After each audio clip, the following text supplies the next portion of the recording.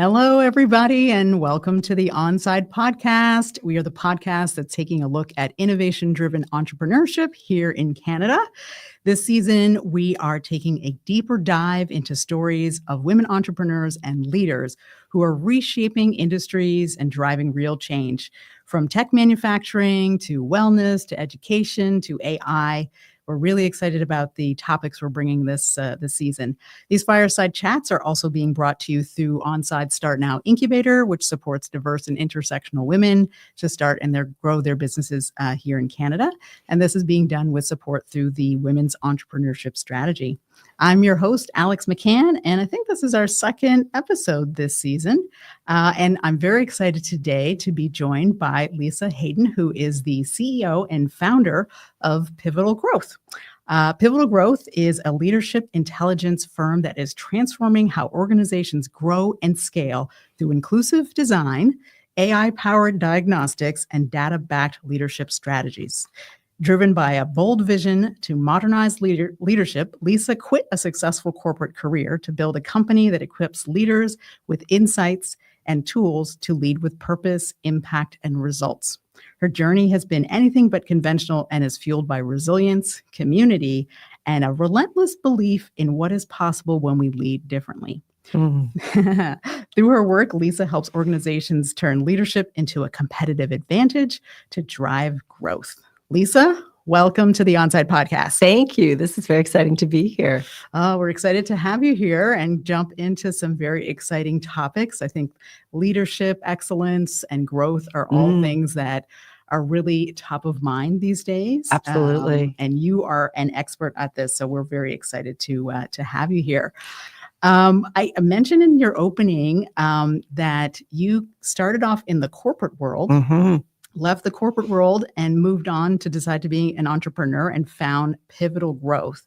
So what was the pivotal moment or what was the inspiration that made you think about moving from, being in the corporate world, which is very secure and comfortable, to becoming an entrepreneur and thinking about leadership? And there was absolutely a pivotal moment. There was, and I call it that corporate moment that made me make that decision that it was time to leave and do something. And so there were three effects that were playing out. The first one was I had read Carol Dweck's book, Growth Mindset. And that fixed and growth mindset for me clarified those things I was intuitively reading about what made people successful, growth mindset. The second one was that I was struggling to find my value. I was working a lot of hours, working on a lot of projects with a lot of different team members, and I couldn't find my value. And then the third thing was I had embarked on getting my coaching certification at Royal Roads, and that experience and exposure had got me thinking even more clearly about what is the power of coaching to help performance and success. And that corporate moment with a team, that, needless to say, was not a pleasant moment, solidified that where my head was and where the team was, we were just out of sync, and it was time for me to go and embark on the next chapter of my career. And that night I went home and I said to my husband, I'm quitting my job and I'm starting my business. And to his credit, he didn't blink an eye. His response was, finally, go do it. It'd been nurturing in my thinking. And so that, exactly as you said, that moment, in the day-to-day work brought it all together. Oh, that's amazing. And it's wonderful if you have a supportive partner that's there for you and you just are like, okay, I'm done. I'm done, but you just reached a tipping point or that pivotal moment. Exactly. Now, how did you, as you were thinking about your business, one, I'm curious about how you picked the name Pivotal Growth. So I'm going to ask you about that.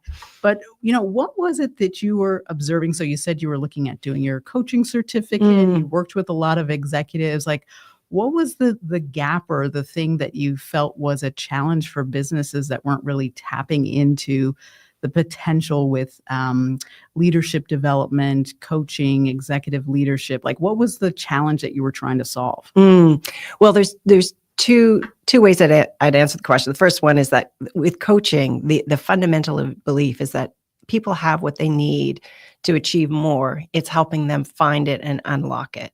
And so, typical managing training does not get at that. And the fact that, if you believe in great sales, great leadership, it all is about what we call relational intelligence, but most people call soft skills. And that is not, you can't think your way to having a great conversation. It's practice-based mastery. It's connecting with people. And it was in that journey, and well, the backstory is I actually launched the business as Pivotal Coaching. And so the business has, pivoted over time. There's a whole pivot story that plays out.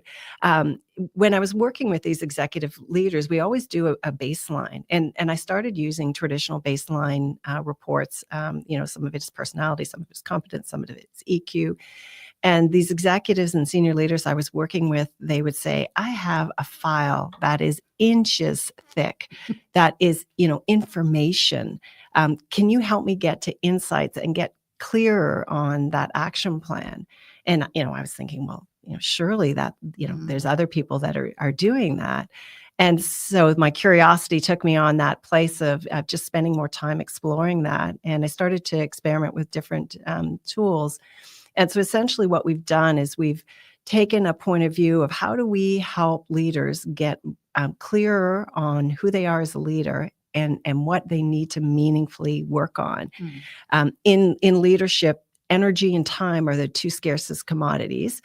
And so that's essentially what they were getting at is, how do we get clearer faster? And while coaching is highly impactful, if you're doing conversations for a high performance, high momentum leader, that doesn't feel fast enough.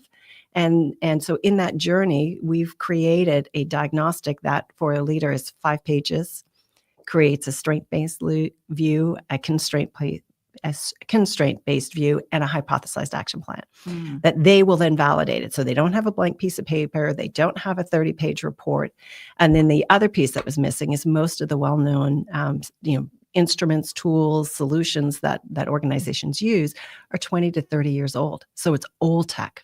There's not been an enablement to be integrated into HRIS systems or ERPs. There's not an AI enablement. It's all quantitative. There's no capacity to do qualitative, which is what we have the capacity to do in the leadership intelligence platform that we've been building over the last 5-6 years. Wow.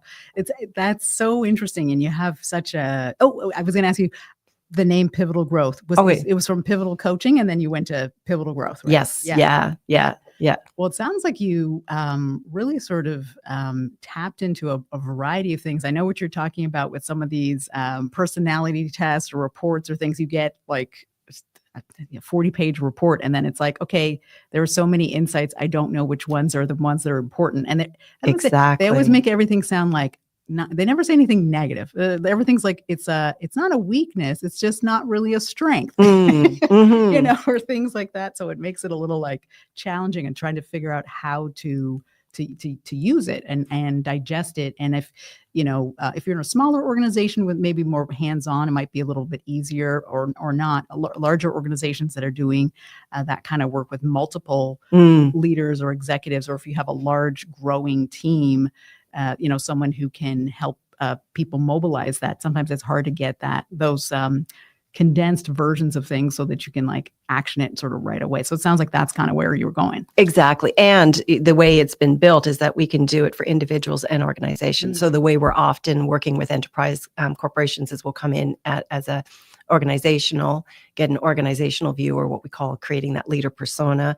And then you start to, break off into your different groups, which ultimately ends up in a leader getting their own pivotal leadership diagnostic that is, personalized to them. So the organization gets a customized insights and recommendations report, and each leader gets their own personalized pivotal leadership diagnostic. So, we've really been able to get more scale in a modern approach. And to represent today's modern leadership. Well, that leads me to something else that we talked a little bit about, which I'm kind of interested in. And I've been following, some news and articles, and that's really around, we have this moment now where there are intergenerational teams. and different kinds of leaders. And, sometimes with startups, you have, or, innovative companies, you have very young entrepreneurs who are trying to become leaders. And maybe they have, people on their team that are of various generations. How do you think about that? Because I do find that that's something that many people are, struggling with, from the baby boomers to the millennials to the Gen Zs that are, coming in. How do you think about that in terms of sort of leadership development? Is there anything that you're noticing in that area? Well, I would say we're not thinking about it. We've been researching it for about 2.5 years. Okay. We started this journey based on some work that we've done with some consultants, and the feedback, and most of them were millennials.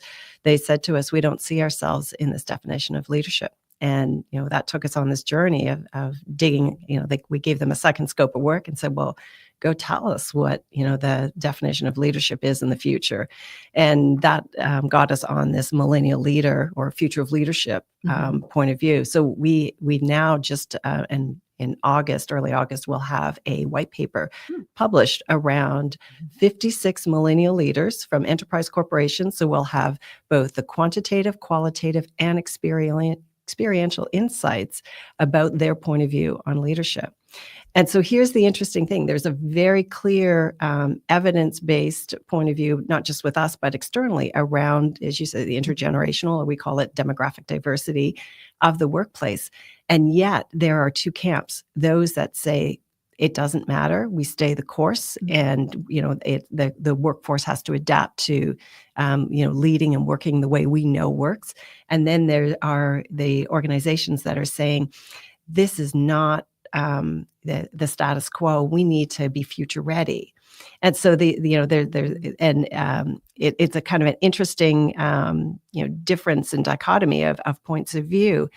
And what that is creating is some interesting conversations. While Halifax-based, most of our clients are Toronto-based, and we spent some time last week in Toronto talking to our clients and doing some work. And in all the conversations, there was that comment around, we are working with 5 generations in our workforce, right? So there's a small traditional demographic. In the next couple of years, we're going to see the alphas coming in. So 5 generations is a lot of specific and intentional upbringings, from, the alphas who are completely tech agile to the traditional who are, have been adopting. And that is such an interesting place. And each of those conversations, there were differing views of these leaders that we were speaking with on how they felt about it. So it is there, it's real. We have the data story, and so there's an evolution that's still to play out as to whether it's a status quo approach or whether there is an opportunity to adapt and evolve to a future of leadership. And obviously, our point of view is that the best work, given all that's going on, macro, business climate, and in the workforce, there's an opportunity to modernize leadership. Okay. Well, I am a believer in change and evolution, so I'm kind of probably hoping for the adaptive. But so is my team member. So she's millennial, identifies as millennial, and has a lot of very intent views on what leadership should feel like and look like. Yeah. Well, this is not specific to leadership, but I have had the experience, especially in the early days of the pandemic with our team, and we have a lot of younger people and things like that. And I remember at one point having to tell a couple people, I was like, you can't come to the office with Uggs on and a hoodie when we have clients or other people coming in the office. I know we have a casual environment, but just gotta change it up a little bit. So there's just these little things that happen, and then different expectations, different values that you've been raised with, and so I'll be looking for. You said that's going to be coming out in August. Yeah. Okay. Yeah, and it's very clear some of those things. I mean, just if you touch on it quickly, things like purpose, collaboration, coach style, those. It's really about a human-centric or heart-based approach in the way they want to be connected with, led, and enabled. Yeah, I think that's. We'll definitely be looking forward to that. Another thing that I'm kind of thinking about that sort of maybe relates to generational or what did you call it? Demographic diversity. Demographic diversity within the workforce, or in businesses and companies. We talked a little bit about networking and kind of the power of networking. And in our team, I'm always trying to encourage as many of our young women who work with us at Onside to get to networking events, talk to people, kind of get out there. And I remember when we were talking, you said something about that it was important to surround yourself with good people and share your story. Can you maybe share a story about a time when you were able to, talk about yourself, talk about your business, maybe in a situation where it resulted in a positive outcome or positive impact by, going someplace unexpectedly, networking, chatting, and something, hopefully something good. Yeah. Well, I think that the pattern is consistently there in why you and I are talking and being able to share the stories of what we've been able to accomplish, because it has been, the business was started from ground up. So when I left corporate, I had not a single client. So this has really been built from, nothing. And that happened through conversations. And it was, connecting, like really good conversations. Like I always say, I don't like the term networking. I call it network building. And so each of those conversations, I always went with that. It was a reciprocal conversation. Well, yes, I had something I wanted, but how could I help them as well?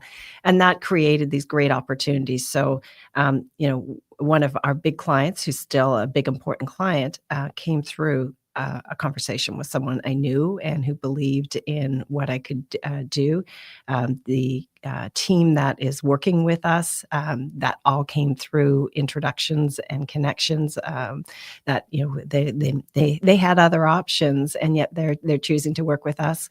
We have some amazing coach, consultant, contractors that there are many places they could go, and it was through these connections and conversations. And I'd say the storytelling that I think that we all are aligned in is the vision that we believe in fundamentally, that coaching is a very influential in success and performance, that we believe that there's an opportunity for modernization and leadership development. And at our core, we are about helping people, and it's that finding those values-based alignment of folks that they do it in a way that really feels good, has impact, and is sustainable. I love that. So lots of conversations. And to the ad, sorry, I just would share is that openness. I'll always ask, because the worst that can happen is they say no, but inevitably people will say yes. And that was something that I've always been good about putting myself out there and been okay with the no. And the honest answer is that I rarely get ghosted or told no. And there's always a great story that comes from one of those conversations. Yeah. And I think the network building is like a real skill. And it takes time and patience. And we live in a world now where rates of anxiety are, through the roof, and people are nervous. And, even myself post-COVID, it's, I got to remember, okay, I have to talk to human people. I'm so glad you're in the studio in the real world. I have to talk to people and do that. But it is a muscle. And, cold calling or talking to people that you don't know. How do you get over that nervousness or anxiety? What are there any tips or things that you do to get over that? Well, that's hard to. I grew up in a military family, so every 3 years we were moving, which meant that every 3 years, I was putting myself in a new school and having to put myself out, making new friends, new connections. So from a very young age, I got used to that, just stepping in and embracing that discomfort of that. Hi, I'm Lisa Haydon, and finding that lane. And I really enjoy the cold calling because you have no idea of where it's going to go. And every cold call is completely different. Every buyer is completely different. So for me, I find that an engaging, energizing opportunity, because if there's something predictable to it and it doesn't go as you predicted it, then there's a letdown. But when you have no idea which way it's going to go, it's like, okay, well, let's go figure it out. I love that you position it that way. And I can definitely see that you have that open mindset when you talk about it, because for a lot of people that would be, absolutely terrifying. Mhm. But you've kind of shifted it for your mind. And I think that's something really important for young people and for women, especially early stage women entrepreneurs Mhm. making that first, sales call or business call, Exactly. and or they're going to their first we host some networking events, and we always say, raise your hand if this is your first networking event. We Mm. get, a few hands. And we always congratulate the people and, give them a lot of kudos for coming out, because it can be nerve wracking. But I think if you approach it the way that you're talking about, with an open mindset, who knows, something amazing might happen, as opposed to, Exactly. oh my gosh, I this is hate this. I terrifying, hate this. It's sucking my energy. Well, I'll give you my little pro tip on events. I do not like walking into a room that's in full swing of connections, because it's like, where do you start? Where do you step in? I go early. Oh, So, and so going early means that people haven't formed their groups. The room isn't full. You can find a couple people that you meet and start a conversation with. And then when the room fills up, if you find yourself, lost and not sure where to go, you go find those people that you first met and join wherever they are. I love that. That's a good pro tip. That's a good pro tip. Yeah. Show up a little early, talk to a Mhm. couple of people at the coffee, Exactly. yeah. Cause when you show up and there's 100 people, It's too much. it's It's overwhelming. overwhelming. You're Exactly. like, can I step into your conversation? Sorry about that. And that's so awkward. That, even for all the years of doing that, that is still so awkward. Yeah, true. Well, I want to change gears a little bit, because we do love to talk about innovation and Mm. entrepreneurship. And I wanted to kind of get your take on kind of two things, which is, you've talked a little bit about, how you created your business, started the Mhm. business. And I know that you take innovation seriously and listen to your clients and customers. And then you also have recently developed this AI enabled tool, or you've enhanced your own things. Mhm. So I wanted to get a sense of, how you think about innovation, why it's important in your business, and then kind of what led you to want to go jump off the deep end into AI. Mm. Oh, okay. Big Yeah, question. where to start on that? Well, I think it comes back to, something that's just my DNA, and it's part of our firm's DNA as well, is that curiosity, which then transcends into learning agility, and when it's coupled with is what we call a broad view, which is both, from a global perspective, our world around us, but then also from a broad view of what's ahead. It sees you pause and to ask a question around, well, what does that matter? Does that mean anything? That kind of creates these conversations. And innovation for us doesn't have to be this dramatic innovation. It's about these little things that ultimately make, our lives, and our organization better, or the organizations we support a little better. And so that's sort of that at the core of it, has always been there. And I would say I've always been okay at tech, and so okay with just trying and learning, and the journey to that, AI-enabled leadership intelligence platform was incremental. That started with relationships. Mhm. So the backstory is one of my former EY colleagues. He and I kept in touch. He left a few months after I did to launch a tech enablement of the Excel-based consulting process that existed in the big consulting firms, all consulting firms, and he felt there was a tech enablement that was needed. And we just kept in touch along the way. And it was those opportunistic conversations, those happenstance conversations, when I was sharing a pain point, that he said to me, well, I can help you with that. Mhm. And I was like, well, what do you mean? And so he, in his, approach to building his own business and his own client research, helped me, scope out what that could look like. And so we adopted his tech platform in our journey. He's a futurist. He's always looking forward. So again, having a good partner that's his comfort zone. Like, it is so hard to keep up with so many of the trends these days, and he does that. And the AI is, he had a vision for it, and so that became part of the add-on, and then just wrapping it around the way we needed to work, their platform, what they could do. So, and then obviously there's some other innovation that we've now got other tech partners that help us build these integrations so that we can go from the client self-assessment through to them receiving the report, and getting, you can't do that in one place. So then we've got these other ways of doing it. So yeah, did I miss anything there in your question? No, that's perfect. That's perfect. And do you find, because I've looked at some research, and some people love AI, some people hate AI, some people scared of AI. Do you find that, and I know it's kind of new, so maybe you need a little bit more time, but do you find that your clients and the people that you're working with are excited about trying the new platform because it is AI enabled, or they're like, oh, maybe there's something extra there? Or that's a great question.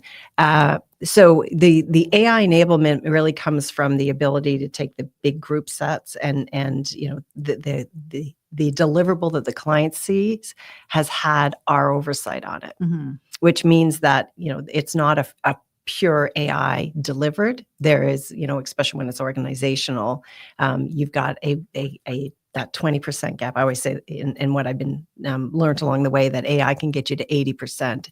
The other 20% has to come from that human wisdom piece or that contextualization. And so we add that in. And so the clients know that we've weighed in with our oversight and expertise to bridge that gap. The big enterprise clients that we deal with still haven't fully adopted or integrated it. What I would say is that they know that there is a future with it. They're not sure of what it looks like. And even within our team, we get frustrated when AI is so wrong. Yet there is a knowledge piece that the efficiency you can't argue with. So we often talk about AI being, we have an enterprise subscription, and everybody has their own subscription or own account within there, that the AI is one of our team members. And there are functions for AI to play. And it's specific. And so there are times we'll say, well, let's go see what, AI, we haven't named our AI team member yet, but, what would they say? And then you would augment from that. I feel like you should name your new AI coworker Pivotal something. Yeah, there's a pattern there. Yeah. I feel like that would be a good one. Well, I'm really excited. Actually, we've been, we just finished wrapping up an AI skills lab. We had another guest a couple of weeks ago from Camp Tech talking about AI skills for women. So we just wrapped something up there. So we're very interested in all the different applications and how people are applying it. Do you have some other tools in your toolbox that you have used kind of internally at Pivotal Growth that kind of help your team stay on track? We're trying to help people who are listening out there, because everyone's like, oh, I didn't know about that tool, or I didn't know I could, run a SOP on this, or, doing different things. So we're always, trying to get from the experts who are down in the trenches, like things that have been helpful for your business. Are there certain tools? I mean, obviously AI, but like, are there certain tools and things that you've been using? So there's still a low tech and an emerging tech consideration there. So, as a leader growing a business, there's still some low tech tools that still need to play out. So things like planning, documenting, calendar management, those things, because that is huge. You need to know where you're going. You need to know focus. So, the low tech. From a tech enablement point of view, we have it all. So we've got the full tech stack of most of the common solutions. The new one we just added, I think it was October was when we added it, was MyGia. And that is the new startup by Toucan Das and Bailey, and I'm drawing a blank in his last name, and he's going to kill me. Bailey Darling, and MyGia is an AI-enabled consultants service that allows. So one of the big things when you're doing outbound new work development consultants, always working from engagement to engagement. There's a prep, there's a an account management, because most times your clients will come back to you, or it's referral based. And then there's the social media, thought leadership out there, and all those little pieces can take up a lot of energy. And so they've created this platform, AI enabled, where they essentially every morning I get an inbox of my a meeting brief summary of about the company who I'm meeting with. I can invite Gia, my Gia, to a meeting. They'll take notes, and then from that they'll also create the social media post with it. So it's just been really helpful to create some in one place some efficiency from a being able to grow the business and do those things that, when I'm also doing delivery still, helps me, also build the business or keep that business development external activities robust. Okay. I wrote that down. I think you told me about this before, the GIA. So I probably have, at this point, I have probably too many tools. I need to keep a tool library. Yeah. Because you can get a little bit too overwhelmed by tools, but people love to try out all the new things, and there's so much that's exciting to try. Yeah. Not specifically a technical tool, but you've been talking about leadership and coaching, as a skill and trying to modernize it. And we talked a little bit about kind of the network building and things like that. Are there certain things that people could do, or women in particular could be doing, to build up their sort of leadership capacity or executive leadership capacity? Are there certain things that are, behaviors or strategies that are simple, like a simple takeaway that people, like an early step, if you're thinking like, okay, I think I need to change something, I think I'm on a leadership journey. Is there something that folks can do that they could walk away with thinking about, okay, this is a first step. I could try this first and, get on the road. You're going to make me be that person that throws out advice. No, and I say that because one of the lines I always use is, if you ask 10 different people for advice on leadership, they will often be completely different. And that is part of why we went to a data-backed approach to leadership development, because, basically I'm giving you an opinion without a lot of context that may be completely, irrelevant or unhelpful. And that's why, the diagnostic means that we can get very clear based on, your work, your mandate. And so it's relevant. That said, there are some aspects of leadership that are consistent that we often see. And, if we think about these emerging leaders, new tech founders, it is around that self-confidence piece. And, you talked a little bit about sort of that elevated anxiety that we see more often. And we talk about that self-critic, and the self-critic fights with the self-confidence, and they are at odds. And, if your self-confidence isn't stable, we say it's a cornerstone of leadership. If it's not strong, it's really hard to keep building on or adding on. And that would be something to focus on. And that's the inner work. And people don't like to talk about the inner work. They want to talk about the things that feel easier. But that would be a consistent one. The other one would be around distractibility.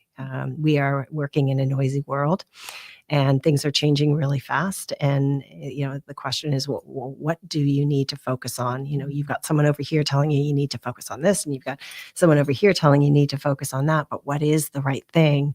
And so it's that sorting through the signal and the noise, and it's all skills and habits, and getting that nuanced you, starting to be able to leverage that. So that would be there's so many things, but those would be two that come to mind that often create people to pause and are connected to that inner work that often gets put aside because it is complicated, hard, and it's personalized for everybody. Yeah. Okay. About 5 minutes left. Yeah, you definitely gave me some things to think about. I was like, definitely got the distractibility piece there. Just so many things, and all the things that are kind of happening in our lives, and it's so busy and complicated and complex. Mhm. I mean, I love AI, but all the technology, all of it, it's like a lot. Yes. So Yeah. getting the focus. Well, I did this little LinkedIn post because there's so much tech enablement. And if you go through your LinkedIn feed, I get overwhelmed and I think, what do I learn? What do I ignore? I call it fear of falling behind.